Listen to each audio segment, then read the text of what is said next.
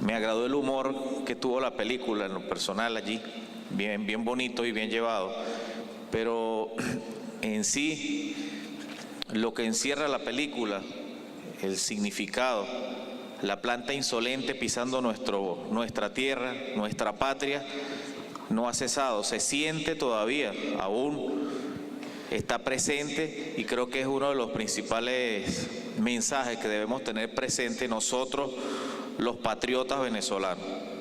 Esa es mi humilde opinión opacada con la presencia de ustedes.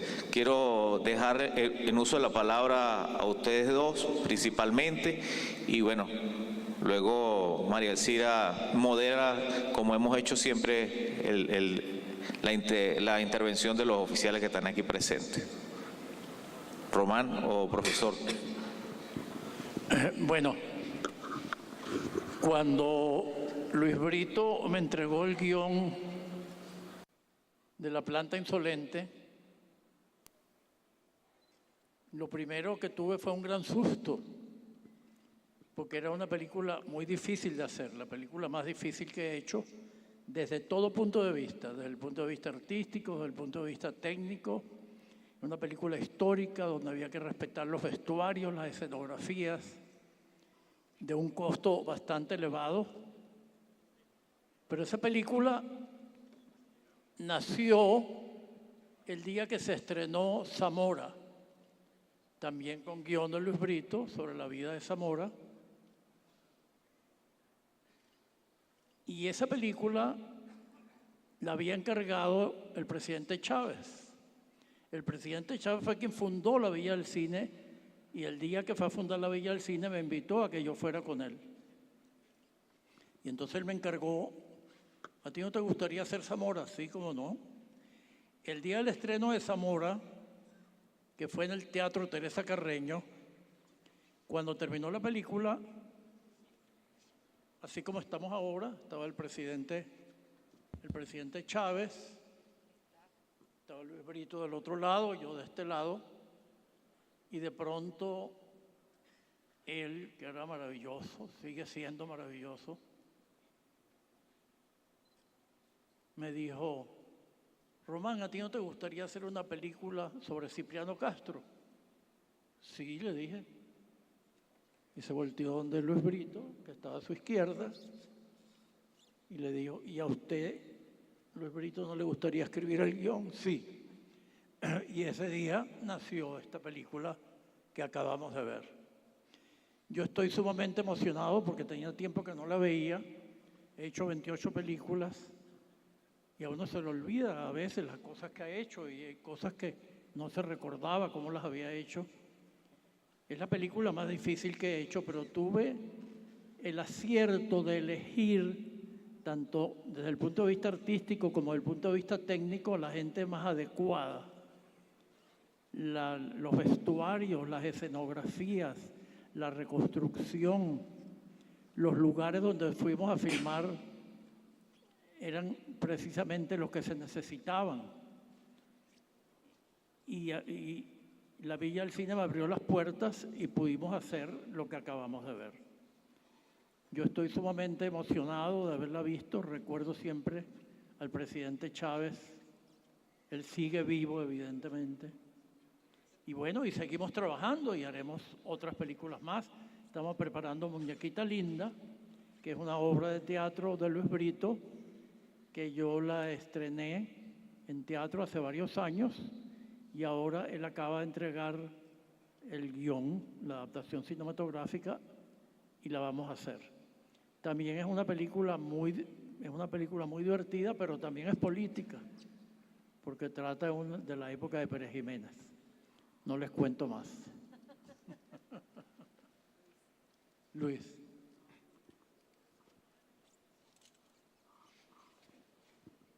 Bueno,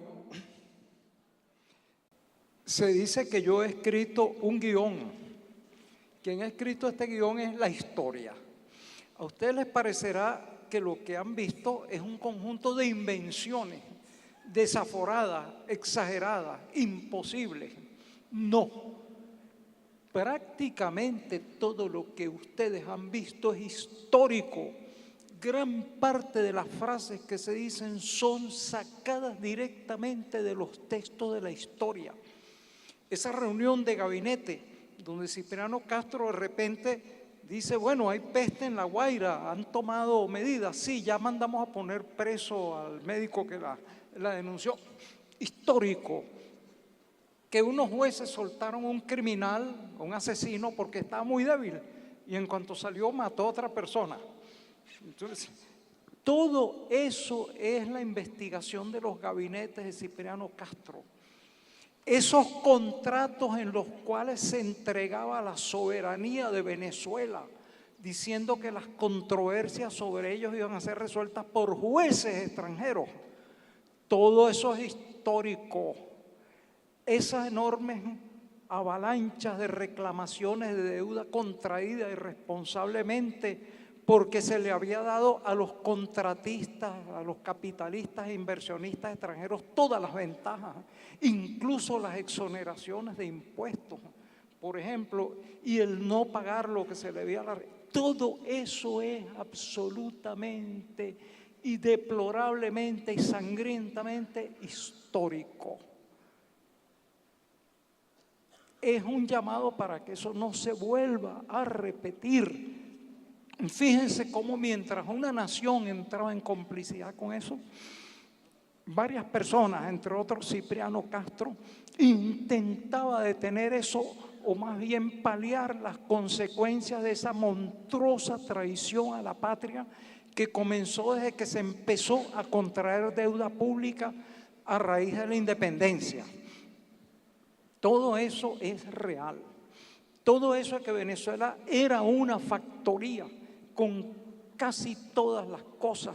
El comercio de cabotaje en manos de los holandeses, el cable en manos de los franceses, las explotaciones en manos de los ingleses, el comercio de la cordillera con Europa en manos de los alemanes.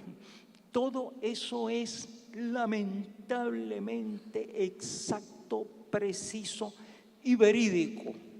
Hay otras cosas de aparentemente menor importancia, pero que también son reales. De hecho, casi lo único que ha inventado en esa película es lo del niñito Davidcito, el que tira la onda. Pero cuando hubo el bloqueo y bajaron los invasores a abastecerse en las costas, hubo alguien que tiró una pedrada que tumbó a uno de esos gigantes por tierra. Y el temblor de la caída de ese gigante está sonando todavía en la Venezuela soberana. ¿Por qué no pensar que fue un niño el que tuvo la valentía de lanzar esa onda que selló la frente del marine y que decidió ese conflicto y quizás convirtió un bloqueo en guerra y esa guerra en una decisión absoluta de resistir? Eso es lo único de que hay de invención allí. De resto, las cosas más inconcebibles son reales. Que Manuel Vicente Romero García, el autor de esa romántica y bella novela llamada Peonía, salió con esos andinos y fue el que tomó la capital, Caracas, y que salvó la presidencia de Cipriano Castro porque hubo una sublevación y él fusiló al sublevado, que después esos términos en que él le renuncia a Cipriano Castro son auténticos, son sacados de una carta. Dice, la responsabilidad es absolutamente mía y yo la asumo. Es decir, y además de eso, entonces por las críticas que hubo, voy a separarme de todos los cargos. Que Manuel Vicente Romero García, habiéndose distanciado de Castro, fue el único de ese séquito de adulantes monstruosos que fue a visitarlo en Europa, y que Manuel Vicente Romero García murió como el coronel Aureliano Buendía en una finquita en la frontera esperando comandar un alzamiento que los llevara o que lo llevara de nuevo al poder. Todo eso es verídico. Que se le dedicó a doña Zoila de Castro ese vals llamado Las Madreselvas, que después terminó parodiado por uno de los músicos de esa misma orquesta como La Ruperta. en esta Plaza López, que me recuerda que todo eso es auténtico. La historia absurda del gato, aquel pleito que terminó con el pobre gato, con el vicepresidente de la República obligado a operar al gato, porque Cipriano quería demostrar que él era quien mandaba, y cómo aquello en alguna forma provocó la ruptura entre aquellos dos individuos. Es decir, todas las adulaciones que aparecen ahí son históricas, son entrecomilladas. Si hubiera cinematográficamente una forma de poner comillas, se habría puesto allí los discursos disparatados de gran parte de la gente, también la desvergüenza de algunos de esos caudillos de las rebeliones contra Venezuela.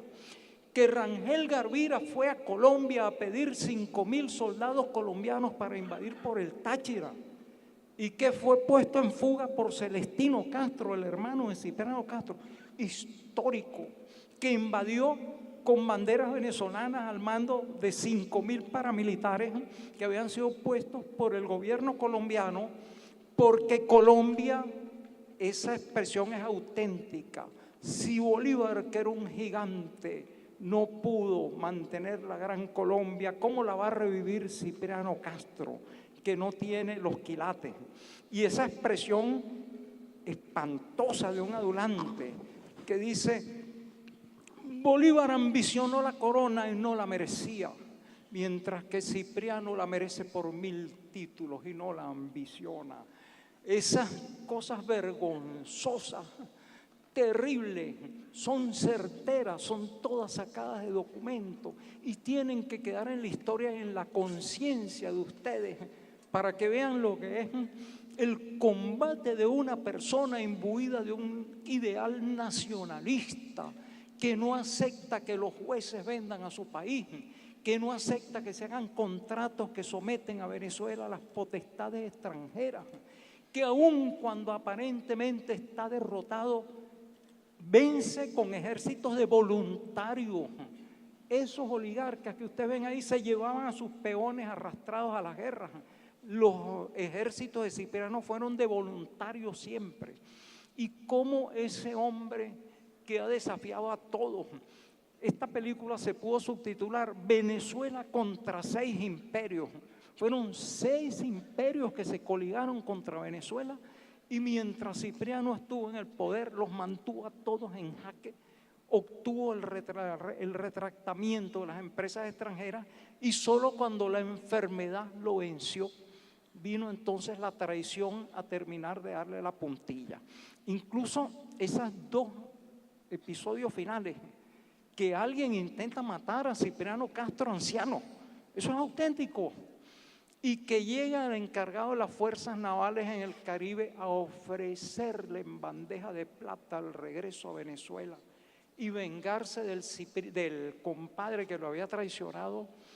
Y Cipriano le dice: hace bien el compadre en no intervenir en una guerra, la Primera Guerra Mundial, en la que no tenemos nada que ganar, sacrificando sangre venezolana. Dice: prefiero morir solo, pobre y desterrado, antes que presidir una prosperidad custodiada por Estados Unidos.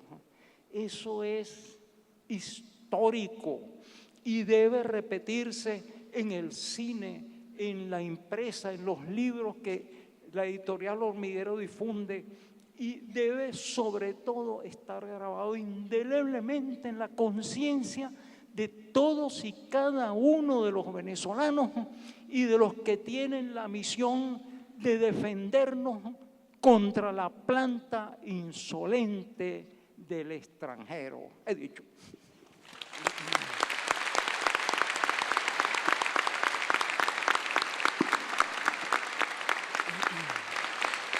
A ver, nosotros estamos grabando esto para la librería mediática, así que yo le pido, a ver, ¿qué compañero?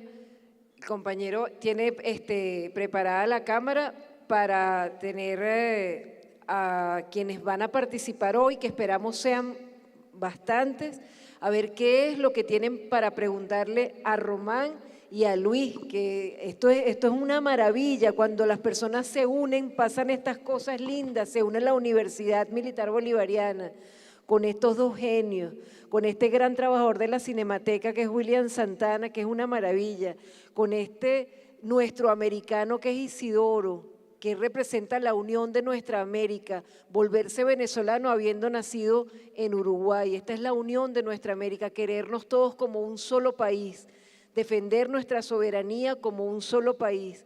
Esto solo se logra cuando estamos unidos y conscientes. Así que, a ver, compañero, cada quien que se vaya acercando se identifica y hace su pregunta. ¿Y a quién va dirigida, por favor? Gracias. Perfecto. Con el permiso de mis superiores, buenas noches. Primer teniente Ronald Aranguren Parra, del curso de perfeccionamiento de la Escuela de Infantería.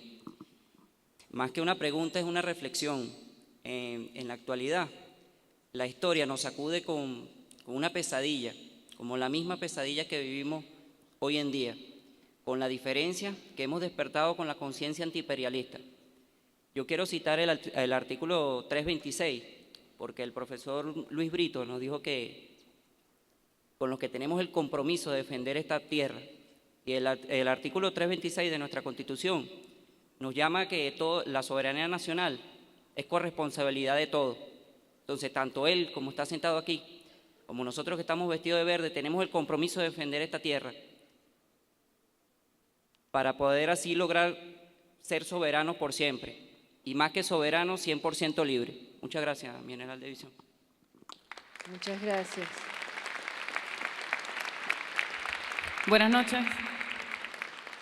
Primer teniente Vigna Silva Thatcher, de la Escuela de Inteligencia. Más que una pregunta, es una pequeña reflexión con respecto al trabajo que han realizado ustedes.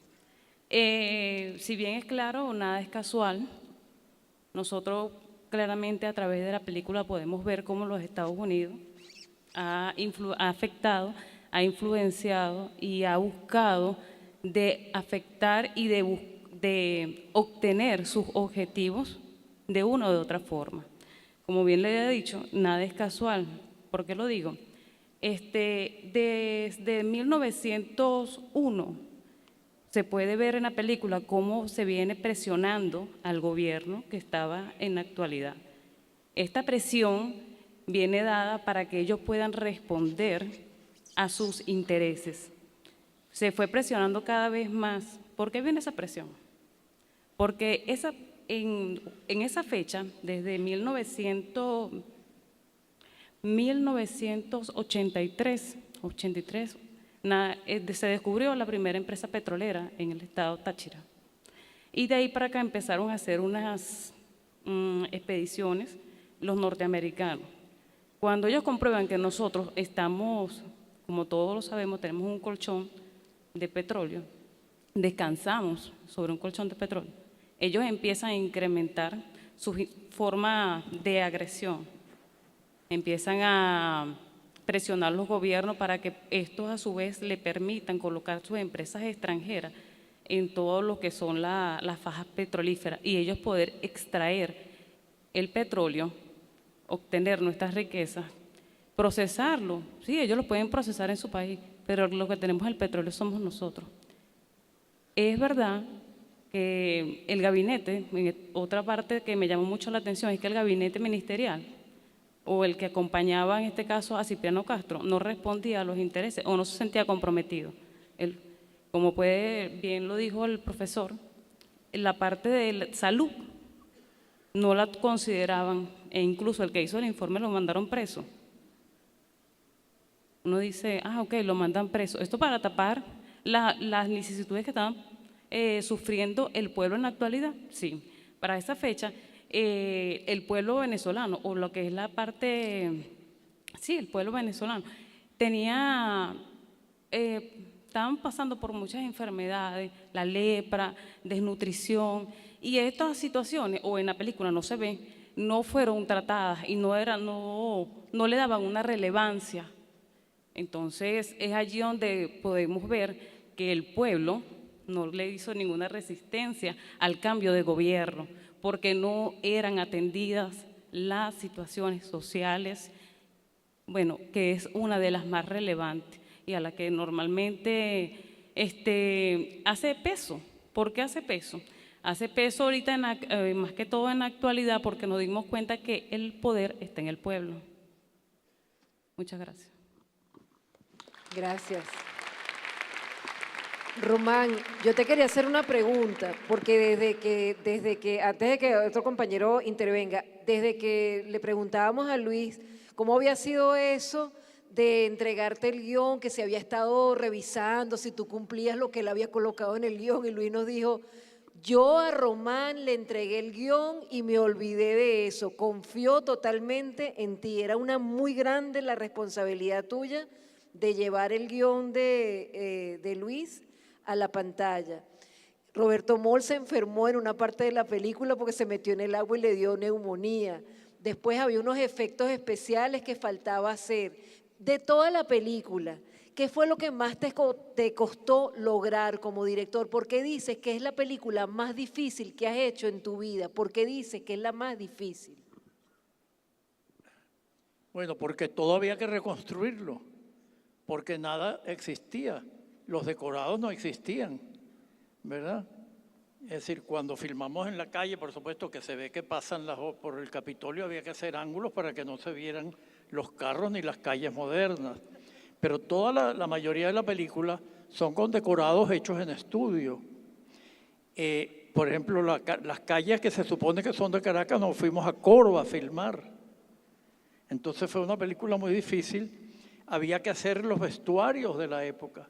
Toda la utilería, los objetos, las armas, todo tenía que ser de la época. Y entonces era muy difícil, evidentemente, y teníamos también que escoger los actores adecuados y dirigirlos muy bien, porque el comportamiento de esa época, desde el punto de vista de los movimientos, del comportamiento, de la manera de caminar, etcétera, es distinto a una cosa moderna. Entonces, es la más difícil, pero lo difícil es lo hermoso. Por eso tenía tiempo que no la veía y hoy me complace verla, porque las cosas que se hacen con gran voluntad, con gran cariño, pues son las mejores. Yo tengo mucho tiempo trabajando con Luis, es un gran guionista, porque al mismo tiempo que es un gran guionista, es un gran historiador. Entonces, él respeta la historia y la conoce profundamente. Y entonces todas las películas que yo he hecho, Zamora, que también el guión fue de Luis Brito, todas esas películas históricas, ¿verdad? Y desde que empezamos a trabajar juntos, pues nos hemos llevado muy bien y me produce satisfacción leer las páginas que él escribe porque me inspiran mucho para hacer la película. Gracias, Luis.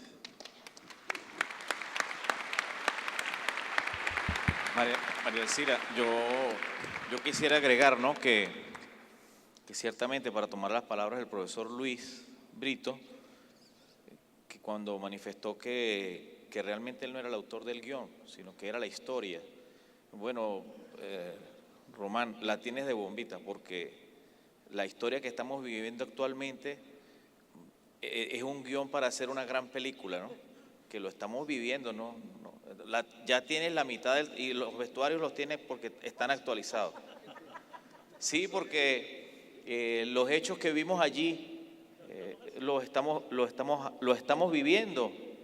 Lo que ocurrió ayer, lo que está ocurriendo hoy en la ONU, todo eso lo estamos viviendo. Lo único que tienen que hacer es llevar la cámara y grabar. Segunda parte, y va a salir una gran película, yo sé. Nosotros desde hace como 2 años, ¿verdad?, estamos preparando La vida de Chávez en cine. Van a ser 3 películas de 2 horas cada uno. La primera es desde que nace, desde que es chiquito, de 5 años, 6 años, hasta que es presidente. Ya tenemos ese guión, ya escribió el segundo, que es desde que es presidente hasta el sabotaje petrolero. Y Luis Brito está escribiendo el tercer guión. Son 3 películas sobre la vida de Chávez. Es también una película muy difícil porque hasta ahora hemos hecho casting, es decir, para elegir los actores, porque son varios Chávez los que aparecen. En la primera película sale Tribilín, que era delgado, hasta que él es presidente, pero después en la otra película, que ya está mayor y es más fuerte, no puede ser el mismo actor, ¿me entiendes? Y escoger los actores que hagan Chávez, hasta la fecha hemos hecho casting y hemos fracasado porque no hemos encontrado un actor que tú lo veas y digas, ese era Chávez. Y si no aparece ese actor, yo no hago las películas. Él está escribiendo el tercer guión, porque son 3 películas. ¿Verdad? El último, por supuesto, es hasta que nos deja, desgraciadamente. Entonces, ese es otro proyecto que tenemos y ojalá que lo podamos hacer.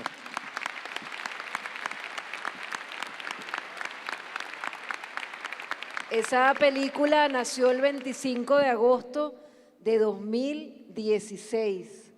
En el Teatro Teresa Carreño se presentaba la segunda parte de la biografía de Chávez, escrita por Germán Sánchez Otero, y se había producido en la televisión colombiana, con respaldo de Estados Unidos, una canalla versión de la vida de Chávez para la televisión que no vale la pena ver, ya sabemos qué va a haber allí.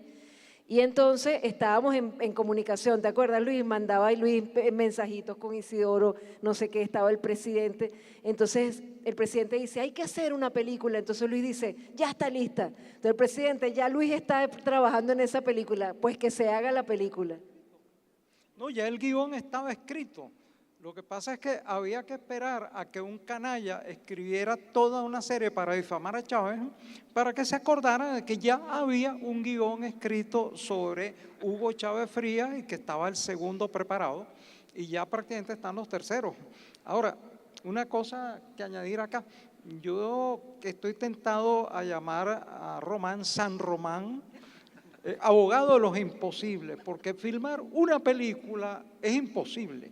Es tan complejo, hay tantos factores, tantos obstáculos. Sin embargo, Román lleva 28 películas filmadas, incluso algunas casi imposibles, como El Zamora, por ejemplo. Esta era una película imposible. Movilizar una flota de 15 acorazados es una cosa sobrecogedora y sin embargo se hizo. Entonces ya están entregados desde hace tiempo los 2 primeros guiones hasta la derrota del sabotaje petrolero y está casi listo el otro, que es bueno, el enfrentamiento de Chávez con el intento de asesinato de los paramilitares, el enfrentamiento frontal con el imperio, la derrota del ALCA y finalmente la batalla que todos debemos librar, que es la batalla con el fin del cuerpo humano. Todos estamos enfrentados a eso, en un momento u otro, en cada instante de nuestra vida estamos luchando esa impostergable batalla y la forma en que la enfrentemos nos define. Entonces, es un guión verdaderamente difícil porque todo tiene que ser histórico, pero tiene que tener una secuencia dramática como la que ustedes han visto acá. Yo creo que todo es posible y que veremos esas 3 películas y volveremos a aplaudir al maestro porque los guiones son nada más una sugerencia. El verdadero autor del cine es el director.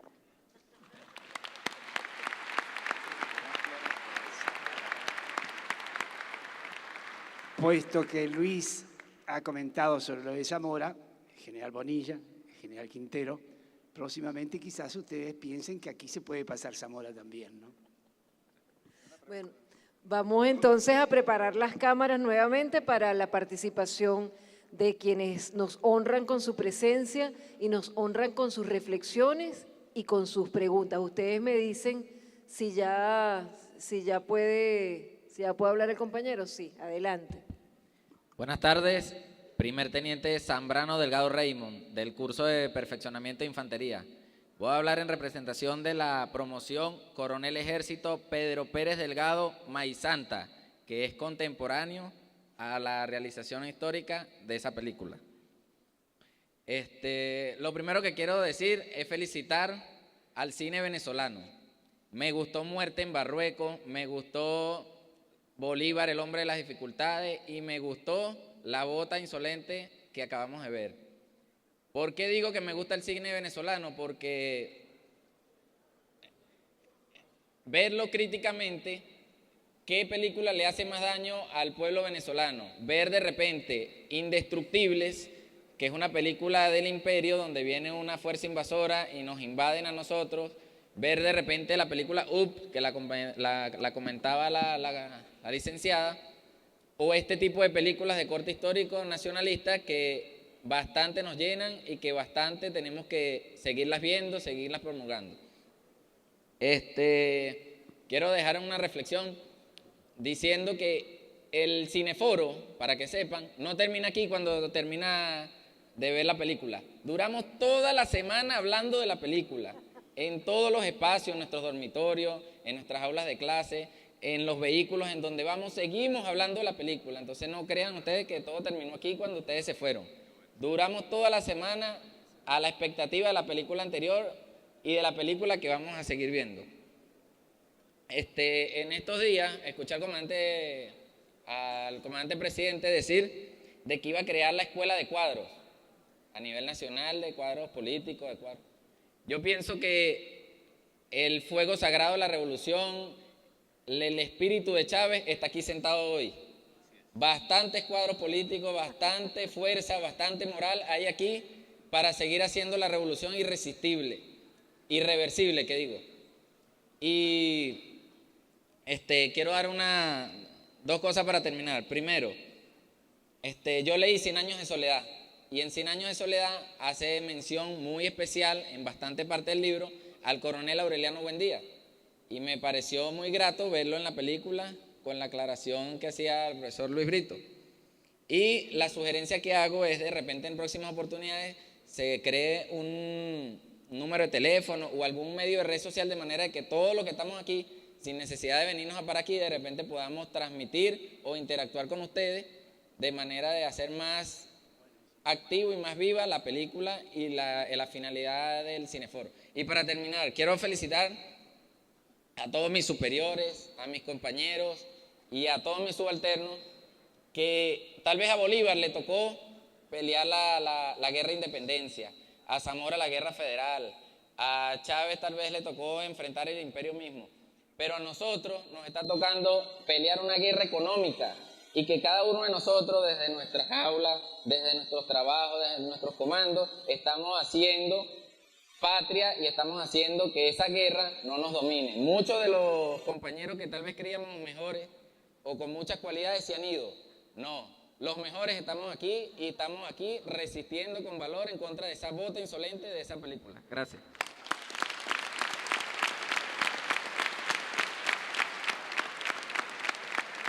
A ver, ya existe una forma de estar permanentemente conectados con el Foro Permanente de Educación Crítica sobre Medios de Comunicación. Cada vez que ustedes quieran colocar algo sobre el Foro Permanente, ustedes colocan en Twitter o en Facebook, y yo lo estaré buscando permanentemente para hacerlo circular, la etiqueta Análisis Medios ME, la letra M y la letra E.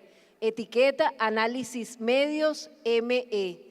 La Cinemateca tiene Facebook, la Librería Mediática tiene Facebook, la Cinemateca tiene en la red social Twitter su cuenta, la Librería Mediática también, así que por ahí vamos a estar siempre conectados para comentar estas y otras cosas, porque me gustaría saber qué trabajo hacen ustedes con las películas de Disney. Quería entonces saber la opinión de Carlos Quintero sobre este ciclo que se propició con una simple llamada telefónica y una inquietud. Había una película que me parecía que tenía que ser analizada, luego Isidoro agregó la necesidad de hacer un ciclo, decidimos terminar con esta película también para de alguna manera hacer un reconocimiento y homenaje a la editorial Hormiguero, donde está publicado el libro de Carlos Quintero Gamboa, de manera de que es simplemente organizarnos, como dijo el compañero. Aquí estamos los más valientes defendiendo a nuestra Venezuela, cada quien desde su pequeña trinchera o gran trinchera, pero aquí estamos.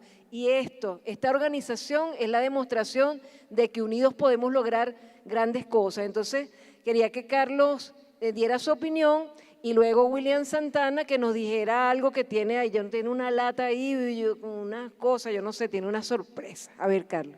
Bueno, Marelcira, muy bien todo este esfuerzo, ¿no? Desde esa llamada telefónica en la cual, bueno, me propusiste la posibilidad de ejecutar un cineforo, no habíamos hablado de un ciclo, sino un cineforo, y por supuesto promover el análisis crítico. Y bueno, inmediatamente hice algunos contactos en la Universidad Militar Bolivariana, el general de división Félix Osorio, rector de esta casa de estudios, y desde el primer momento el mayor apoyo a este proyecto. De igual forma, mi general José Gonzalo Bonilla, que de igual forma mucho apoyo al proyecto, gran empatía, y bueno, ha sido todo un éxito, la aceptación.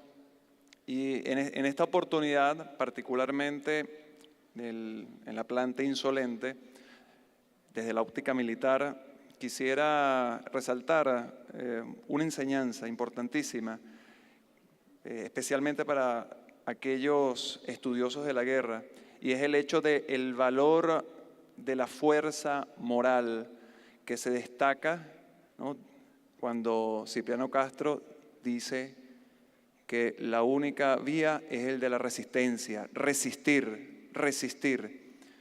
Y bueno, hay episodios de la historia en la cual fue el valor de los guerreros, de los soldados, que les permitió obtener la victoria.